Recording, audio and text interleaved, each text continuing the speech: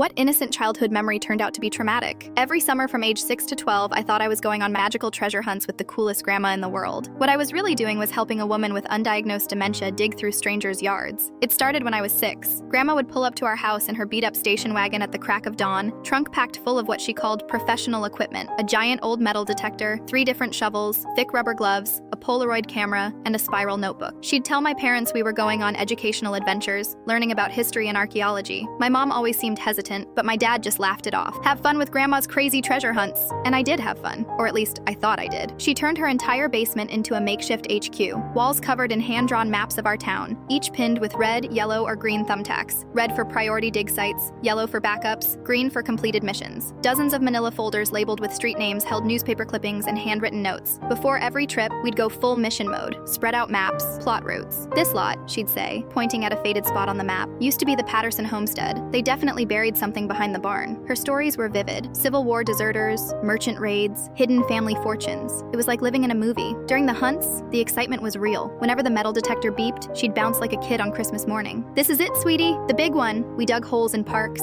alleys, even front yards. Sometimes when people weren't home, I'd get nervous. "What if we get in trouble?" I'd ask. "Other treasure hunters might try to steal it," she'd whisper, eyes darting. "We have to be quick." She kept everything we found: bottle caps, rusted screws, spoons, random keys. She'd clean each piece with care, photograph it, then log it in her notebook. "Look at this," she'd say, holding up a bent fork. "Late 1800s, definitely. Look at that curve, pure craftsmanship." She packed elaborate picnics for our trips. We'd sit on old blankets, eat sandwiches, and she'd tell me stories about famous treasure hunters and hidden loot. She made me feel like I was part of something important. Then last year, she passed away from complications related to Alzheimer's. I helped clean out her house. That's when it all unraveled. The basement wasn't filled with historical records. It was full of obituaries, clippings of dead neighbors, some dating back decades. The maps weren't old town layouts. They were phone book pages with addresses randomly circled. The red pins, all tied to people who had recently passed. And in her closet were boxes of what she called our treasures. Sure, there were the old forks and coins we'd dug up, but there were also family photos, engraved jewelry, wedding rings, dentures, things we never found together, things that obviously belonged to other people. Her medical records were buried in a drawer. Diagnosis: early onset dementia. Dated 15 years ago, right before our first expedition. The entire time, she hadn't been teaching me history. She'd been dragging me along as she obsessively dug through people's yards, convinced her late husband Harold had buried their life savings all over town. She believed it with her whole heart. Every made-up story, every scavenger hunt, every shaky whisper of "this is it," was part of a crumbling mind trying to make sense of memories it couldn't hold on to. I spent 6 summers thinking I was on adventures with Indiana Grandma, building priceless memories. But now I realize I was watching her slip away, bit by bit, as her mind unraveled into a world only she could see. Those weren't treasure hunts.